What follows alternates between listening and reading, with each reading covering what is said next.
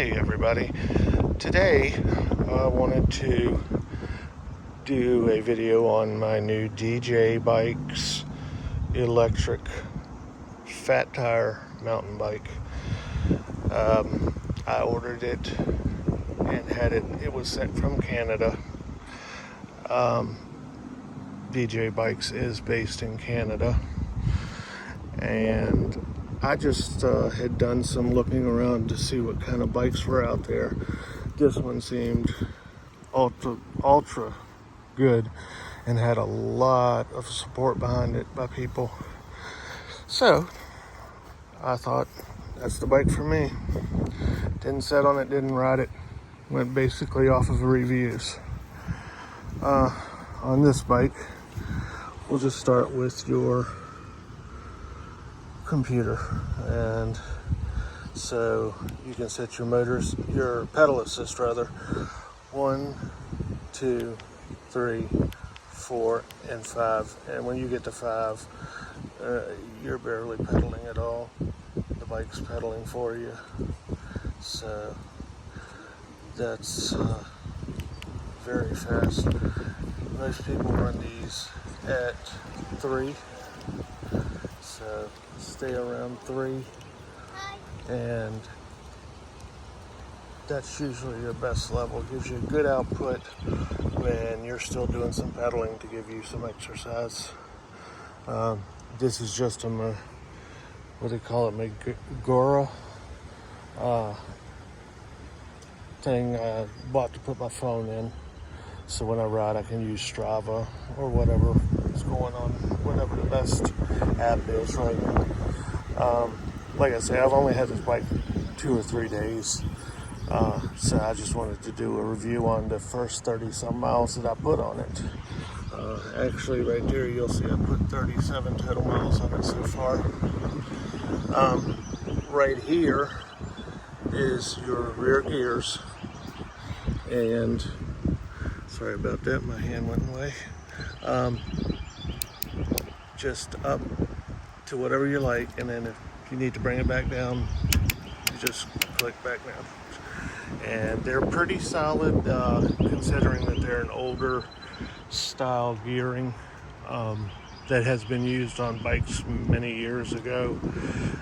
They brought them back on a lot of these e-bikes I'm seeing using this very same setup. So hopefully they will do you well.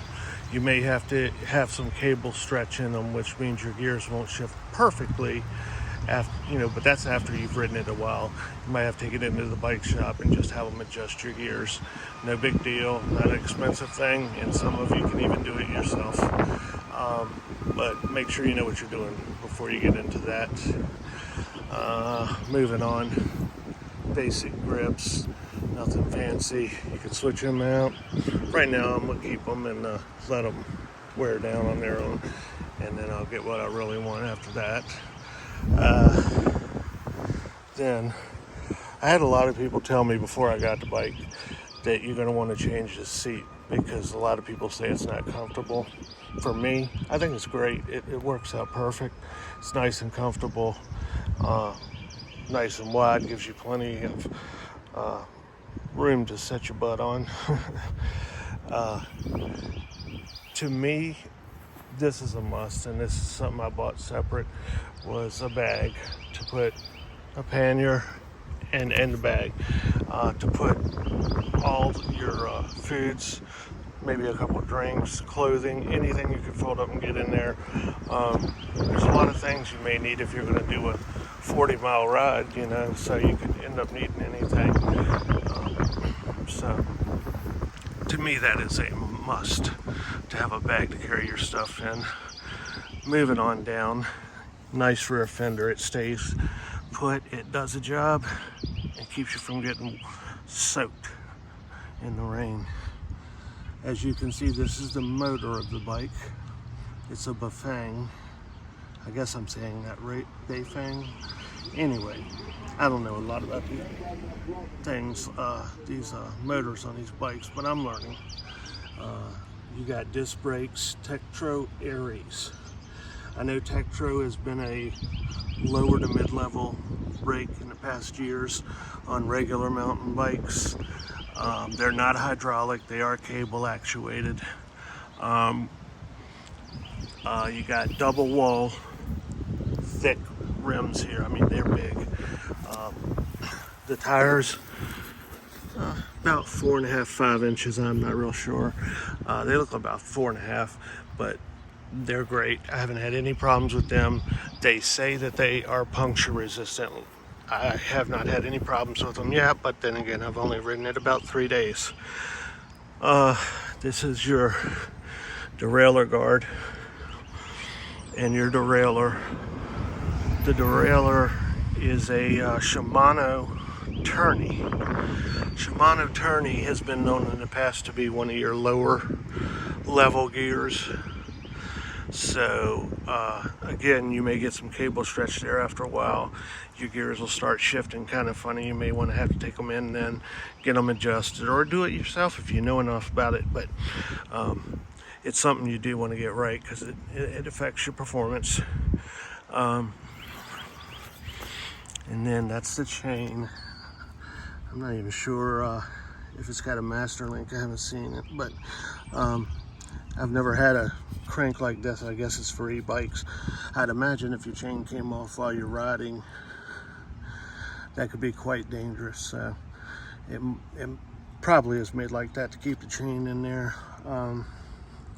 Pro wheel cranks, never heard of them, but so far they're doing the job, and they're tight. And I would make sure they're tight before you start riding. I've heard horror stories of people not tightening them up before they ride, and that can mess up your day pretty good. My battery, 48 volt battery, it's on right now. Turn it off, you just do that. On the other side, I have a port to charge my phone while I'm riding, which is really good on a long ride. And then you have the Mozo shocks, which after doing some digging, I found they're made by RST shocks, which are lower level shocks. But for some reason, their Mozo line like this, people are saying that they love them, so they're doing me great. I'm a pretty big guy, and you know, I'm 51 years old. It was time for me to lose some weight. Couldn't ride a regular bike, so I thought I'd try this. Your lockout, this can keep it, you know, to where you can either have some suspension, or if you're riding flat road, just turn it that way and it'll lock it down. This light up front, I thought I might have to buy another light to put on the handlebars. Figured coming from the factory, this light wouldn't be that great. It's out of this world. It's awesome, and it sheds a lot of light on your night rides.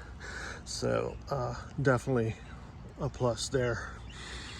Now, one deal I've had a lot of problem with, and several people have had a lot of problem with, is this front fender. When you get it from the store, from the company, and you put this bike together, which by the way is very simple. You're putting your handlebars on, putting your front wheel on, try to put this fender on, but it just will not stay tight no matter how you do it. I followed the directions to a T, and several people have told me they had the same problem. They just basically took their fender off and threw it away. I'm going to replace it with a different kind of fender this week. Not sure what it's going to be.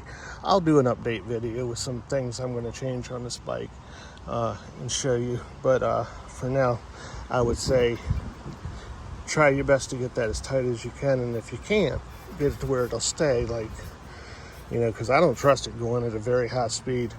And maybe this digs into your treads and throws you over the handlebars. That's not going to be a good thing. So I don't trust it. So as far as I'm concerned, it's gone.